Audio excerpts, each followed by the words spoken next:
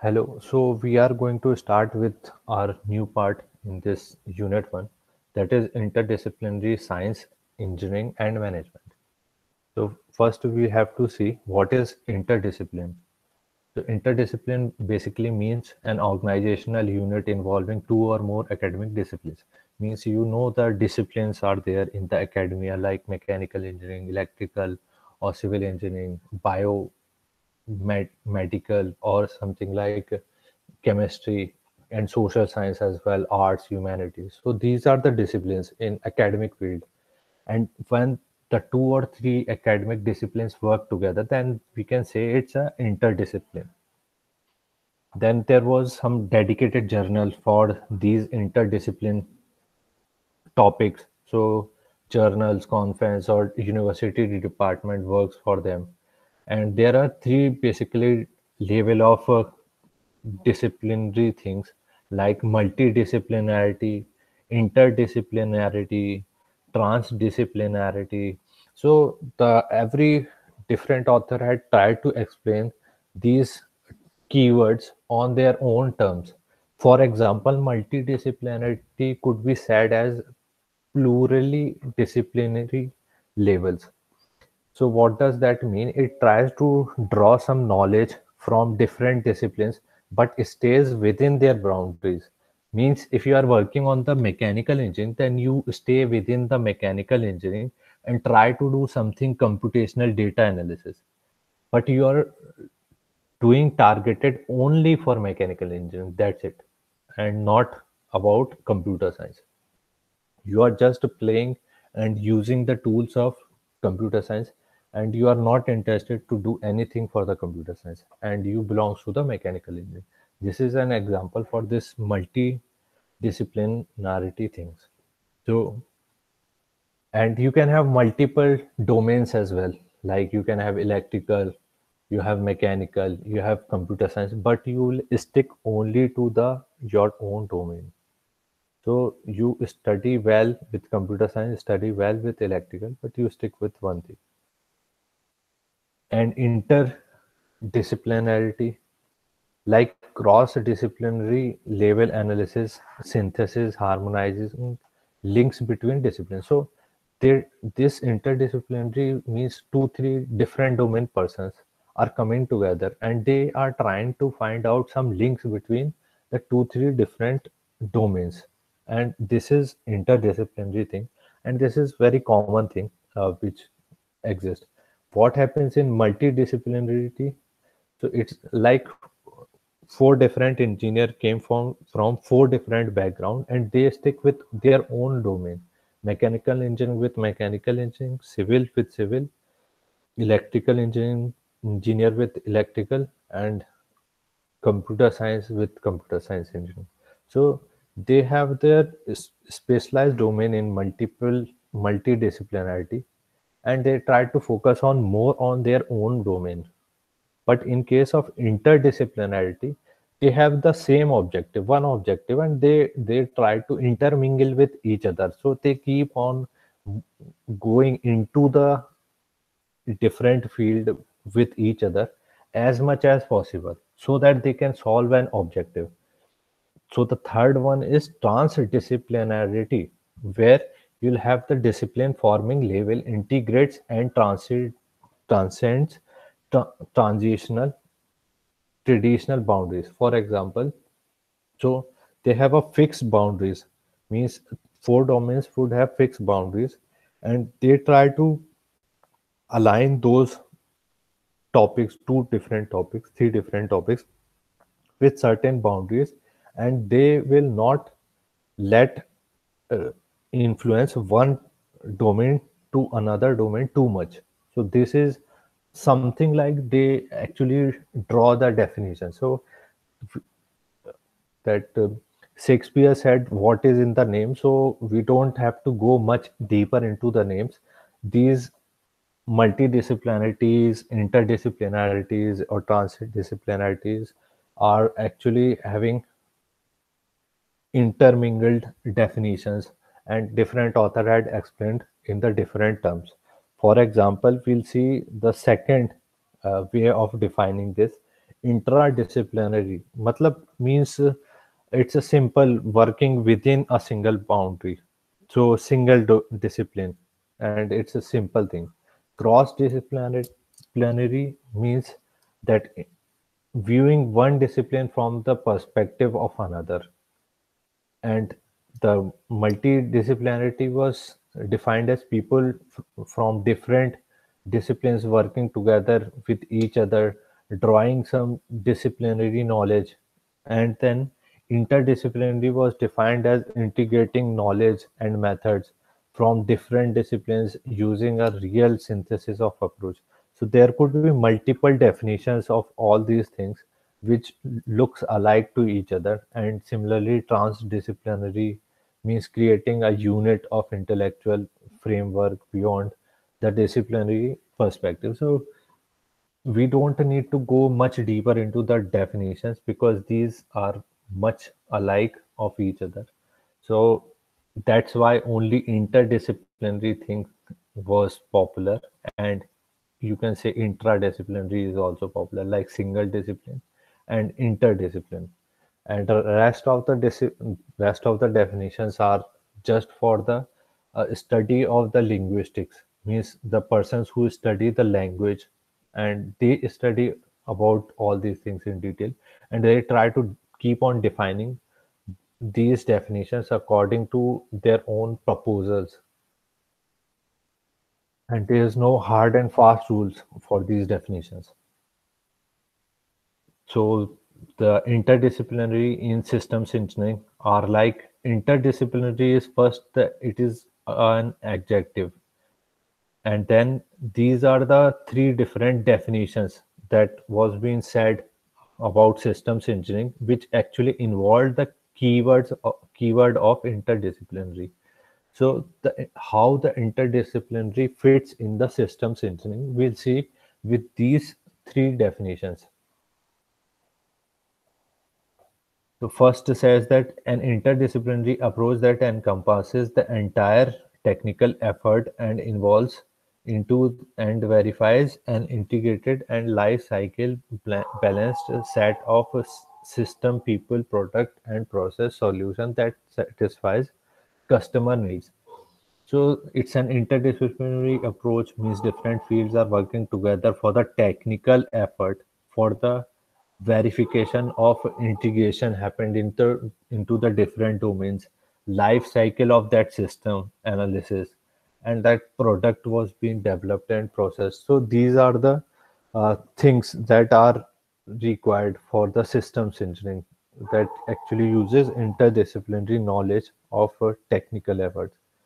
Then second definition was uh, like an interdisciplinary collaborative approach that drives, evolves, and verifies a life cycle balanced system solution which satisfies customer expectation and meet public acceptability. So the updated definition of that was saying that interdisciplinary collaboration means different domains are coming together for working of driving a project. Evolving a project means maturing a project that having different version.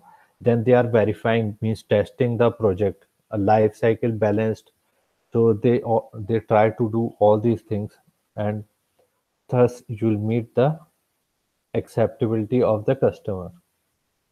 Then the third definition says that systems engineering is an interdisciplinary engineering management process that evolves and verifies an integrated life cycle balanced set of system solutions that satisfy customer need.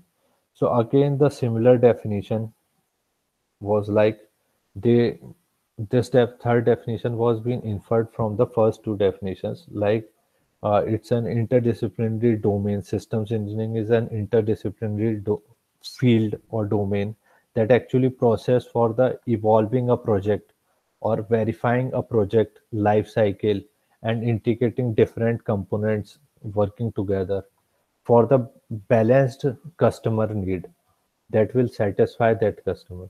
So all these things are, I hope you got the keywords and how these are being combined together to form the definitions of the systems engineering. in terms of interdisciplinary. Then there was the terminology that interdisciplinarity, that actually do also known as interdisciplinary studies. And what does it says? It says the same thing: combination of two or more academic disciplines working together for a single goal or objective, like a research project should need to be solved. So that the discipline could be like social science, mechanical engineering, electrical engineering, and computer science engineering working together for solving some objective. Means these are the disciplines. How they could be interdisciplinary, and how could be there this interdiscipline? For example, electromechanics, that you know as a field, mechatronics similar to electromechanics, bioinformatics similar to biomedical engineering, then data science and analytics, and computational social systems. These are the basic examples of interdisciplinary. Then next, we'll see in detail that electromechanics and mechatronics. So these are the two very, very similar fields. But the thing is that electromechanics was an old terminology, whereas mechatronics was a recent and the newly developed field and newly terminology. So we'll see how these terminologies are being defined. Electromechanics, basically main focus of that is interaction between electrical engineering and mechanical systems. So electrical systems and mechanical systems are working together as a whole, and how these two systems of two different domains work together with each other, that study was said to be electromechanics.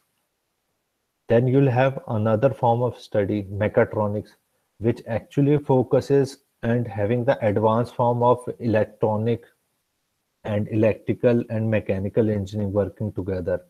For example, that also includes some combination of robotics, electronics, computer telecommunication systems, control, and product engineering. So this is why mechatronics is advanced form of electromechanics. So again, we don't need to go much into the definitions. Everybody have a different form of representing that different definitions which look alike. So these are the very look-alike definitions and look-alike field. The only thing difference that I got is that mechatronics is a recent branch of research which actually involve more of robotics and telecommunication things. So we'll study the electromechanics and mechatronics, how these actually been involved in the recent technologies. The most popular one is Internet of Things. So Internet of Things is the, you also studied some of the things like there was a device which actually have some sensors, and it is communicating with a server, and they have a proper communication. That device is having a proper communication with a server. So what does that mean? The device actually have the computing power, actually have the intelligence, actually having the networking component, actually having the processor and RAM and everything that actually computer possesses. So that device is able to communicate with the server because of everything that device possesses of computer. That's why it is actually communicating with the server, but that device is of some other purpose, like uh, air conditioning, like some music system. So music system could work with along with the internet. So it can connect with the Bluetooth. That music system could connect with the Bluetooth, and that mobile which is having the Bluetooth could actually be connected with the YouTube. So YouTube audio video was playing on the mobile phone, and mobile phone audio was connected via Bluetooth to the speaker, and that speaker was playing the music. So that music system actually a type of internet of thing that is actually being connected with the internet. So this is how this internet of thing is being evolved. And uh, again, one of the most smart thing that you can see around you is smart TV. So smart TV could directly be connected to the internet, and that smart TV connected to the YouTube or some Amazon Prime or Netflix. So these are app already been installed on the TV. So now the TV is an smart device, and that smart device is because of Internet of Things. So that TV is had become a thing, means TV is a thing and it is a Internet of Thing. So this is what it means by Internet of Thing. So formal definition of Internet of Thing is the internetworking of a physical device embedded with electronic software, sensors and actuators and network connectivity, which enables these objects to collect and exchange the data. So what does this means? That device, for example, smart TV or music system. So it is being connected with a physical device, means a speaker or a screen that actually show you the video or audio, that actually having the proper embedding of electronic device working together, and as well as software, means apps working together. And it also have the sensors, for example Bluetooth sensors, for example Wi-Fi sensors, and it also may have actuators, and actuators actually have some connectivity with internet. And all these things, sensors and the computing device, have the connectivity with the network, and that actually enables that objects, for example a smart TV or music system, to collect and exchange data from internet. So this is what it means by Internet of Things. Then what is actuator? Actuator is a component of mechanical device that actually responsible for moving and controlling the mechanism of that system. For example, by opening a valve. So, or the mover, you can say it's simply termed as mover. What does that actuator look like? So you have some, you had pressed a locking system of a car. You had pressed, and on that electronic key that you possess. So you pressed an electronic key button, and automatically the whole car locks down. Why? How it happens? Means nobody had locked the gate physically.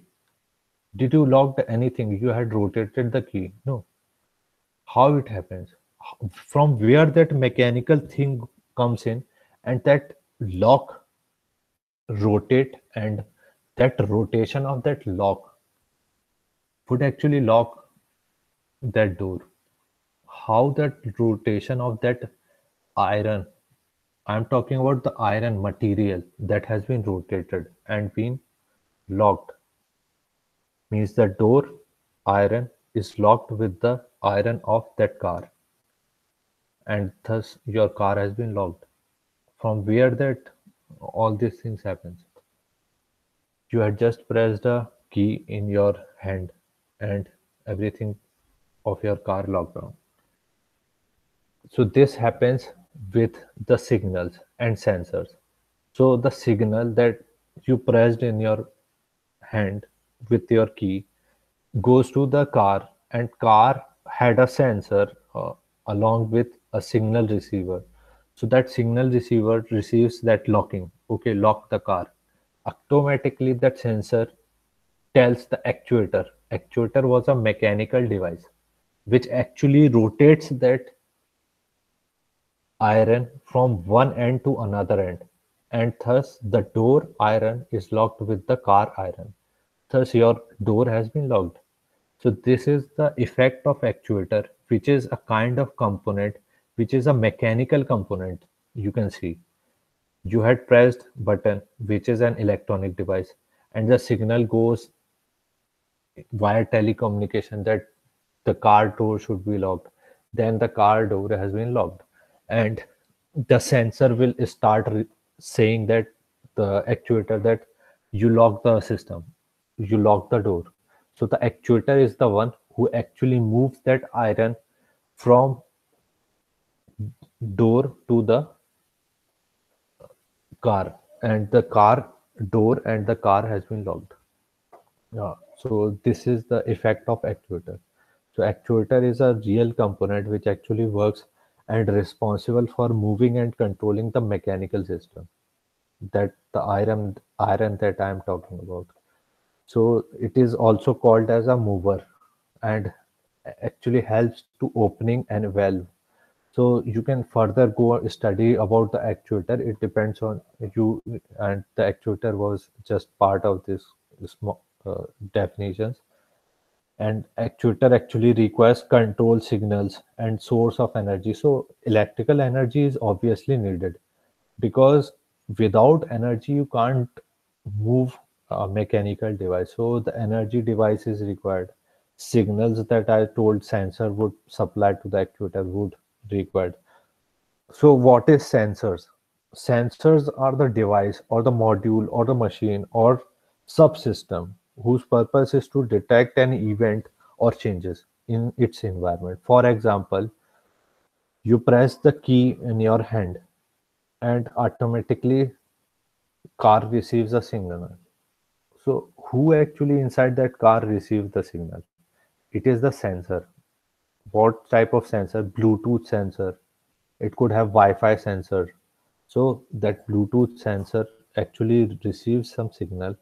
So this is what device, module, or machine subsystem that actually receives some signal of changes happening in the surrounding. So the moment you press key in your hand would actually be recorded as an event of change in surrounding.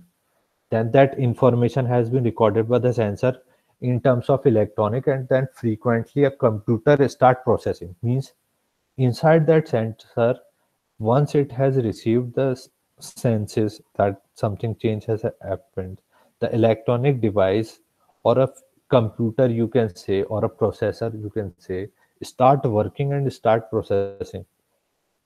So actually the sensor belongs to the whole electronic device and electronic world. If you want, you can go further reading about all these things. So we need to move ahead. Another interdisciplinary example is biomedical engineering, and it's an example application of engineering principle and design of concept of medicines and biology working for the healthcare purpose and diagnostic purpose, and all these medical things are being worked inside this domain. Bioinformatics actually deals with biological data for various software methods or some method of understanding the large and complex biological data. So this is the purpose of bioinformatics. So what are the fields of biomedical engineering? One of the field of biomedical engineering is bioinformatics. Why we are studying bioinformatics in detail? Because this coursework of systems engineering was dedicatedly designed for computing purpose or informatic purpose, means computer science purpose. So this bioinformatics we had discussed. And there are other fields as well inside this biomedical engineering. For example, biomechanics, biomaterial science or engineering, biomedical optics, tissue engineering, genetic engineering, neural engineering, pharmaceutical engineering. Medical devices are there, for example, medical imaging, implant, bionics, and biomedical sensors, clinical engineering, rehabilitation engineering. So all these are the field of biomedical engineering, but we are interested in bioinformatics. So what is bioinformatics? Bioinformatics is basically having computer became essential in the molecular biology when protein sequence analysis are required, amino acid sequence are required, protein domain or protein structure analysis is required. So computational power of computer is something now essential for analyzing biomolecular things like proteins, amino acids. So all these things could be studied with the help of computer science, and that field is said to be bioinformatics. Then you have a sequence of genetic material that are actually being used and worked with the help of bioinformatics. For example, to manage and all these things are managed very easily with the computer science, computational power. So this ATGC series was been shown here, and so these are the patterns which could be studied with the computer. And similarly, the DNA sequencing could be studied, and still it is very hard to study DNA sequencing. And it's because the data have too much noise in the DNA, or weak signals were there for generating of that DNA. So there's algorithms, and there are many algorithms for calling all these things functions. Various experiments are being done for the DNA sequencing, but still this DNA sequencing is still a hard problem to solve. But still some part of research has been done, and the it is easy for doing computational, and it is okay to do DNA sequencing with computational power.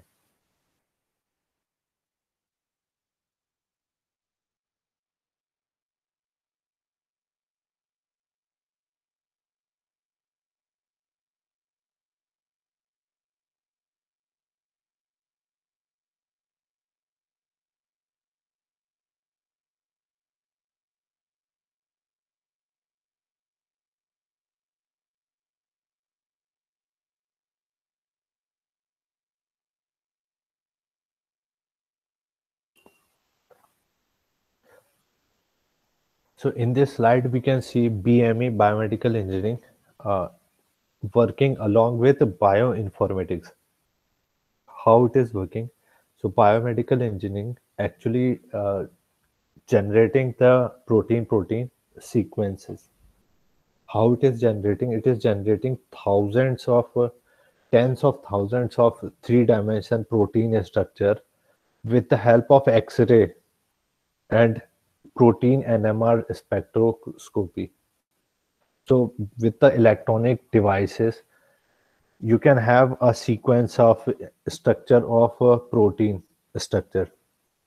Then what bioinformatics could do? Bioinformatics actually could do protein-protein interaction. So bioinformatics can plot that complex NMR result or the X-ray result into some network, complex network or graph. And that graph you can study with the help of computational algorithms. So that protein-protein interaction identifies, predicts, and catalog physical interaction between pairs of group of proteins. So this is how the bioinformatics works along with BME, biomedical engineering. Then we have another set of interdisciplinary example, that is computational social science, and which is a subdiscipline concerned with computational approaches for dealing with the social science. For example, natural language processing is the subfield of computational social science. Then you have the human computer interaction. This is a different domain. The computational social science and human computer interaction. These sounds similar, but these are the totally different fields, and which are having apart very high distance from each other.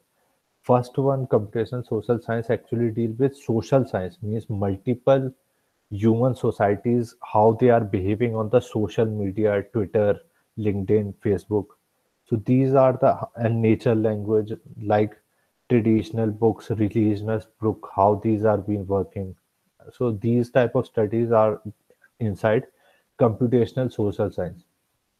But on the other hand, there was totally different field named human-computer interaction, which is a subfield of ubiquitous computing. So what it does study of design of computer technologies, which actually focuses on interface of the computer and human. So there was an interface of human, like eyes, like hands, like we have a gestures. So these gestures and eyes and hands could make some synchronization that human can understand. So these things are been working together. So the human computer interaction could be possible. Now, the example of this could be like human computer interaction could have six sense device as an example. So we'll discuss about these two figures. Like computational social science have three different components. Computational science means computer science, you can assume. Then social science means humanities or arts or social media data that people used to put that these are my tweets, these are my posts. So these are the social science. And complexity science means network analysis, graph analysis, matrix formation, adjacency list, data structure are there. So these are the complexity science, how you can represent that complex system and how you can represent that. So this is all the computational social science comprises of. Then this the person who is standing, he is one of the innovator of the sixth sense device. His name is Pranav Mistry. Next, we'll see natural language processing. So the text mining or analytics is actually the process of analyzing the quality information from the text. So this text mining or analytics is a kind of process where you have the quality information generation out of the whole large set of text. So you have a input of large set of text, but you are not able to read that large set of text. So you'll try to get only the important information out of that large text. So that important information, that is quality information, is a good thing. And you need to do it automatically with the help of computer by discovering and extracting unknown information. Means there was the information inside this large set of document, but you have to do inferences, various inferences, you have to do various extraction, you have to think that how you write the algorithms and do the textual resource processing. So what are the tools for doing this? A regular expression, regex, text pattern matching was there. So these are the tools for doing the text mining things. And there was a sentiment analysis inside this text analysis or natural language processing. So what you can do, you have a labeled data or unlabeled natural language data, and you have the effectivity of that word or concept with the help of WordNet or ConceptNet. So this WordNet and ConceptNet is a jargons of this sentiment analysis or natural language processing. And you have the analysis of positive sentiment, negative sentiment, or neutral sentiment. So you define positive, negative, or neutral according to your choice of that field. So that field have a particular po- labeled as positive sentiment, something labeled as negative sentiments, and neutral sentiment.